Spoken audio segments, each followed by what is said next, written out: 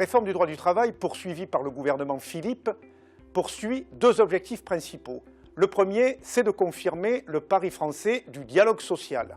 Ce dialogue social s'exprime par une place importante donnée à la négociation collective depuis plusieurs années et le renforcement de cette place est accentué par les ordonnances de septembre 2017.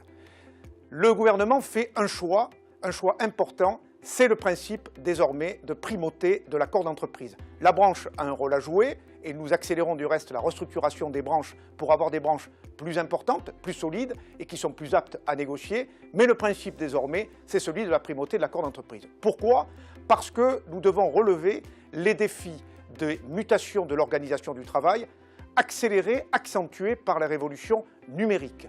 Et nous considérons que c'est au plus près du terrain, c'est-à-dire là où le travail s'exécute, que les partenaires sociaux peuvent au mieux fixer des règles mieux adaptées à leur réalité économique et sociale. L'autre volet du dialogue social, c'est celui du dialogue avec les représentants du personnel et nous allons passer progressivement à la mise en place d'une instance unique de représentation du personnel qui porte un nouveau nom, le comité social économique, et qui va remplacer les délégués du personnel, le comité entreprise et le CHSCT.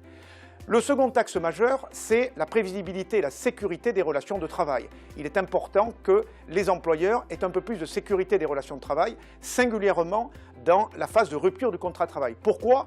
Parce que les chefs d'entreprise, singulièrement ceux des TPE-PME, nous disent qu'ils ont quelques réticences à embaucher en CDI parce que lorsque vient le temps de la rupture du contrat de travail, il y a contestation, imprévisibilité des sommes susceptibles d'être payées. Et l'ordonnance consacrée à ce thème-là fournit des règles nouvelles avec le barème obligatoire en cas de défaut de cause réelle et sérieuse qui est imposé au juge, une règle différente en matière de motivation de la lettre de licenciement, et puis nous en profitons aussi pour réformer les règles du licenciement pour motif économique, et là c'est destiné aux investisseurs étrangers aussi, parce que nous avions des règles qui n'étaient pas adaptées au concert de la compétitivité internationale, et donc c'est un signe que nous leur donnons. Donc au final, nous avons une réforme ambitieuse, une réforme courageuse, une réforme qui doit nous amener à promouvoir le dialogue social. C'est un beau rendez-vous démocratique pour le pays car nous misons sur l'intelligence économique.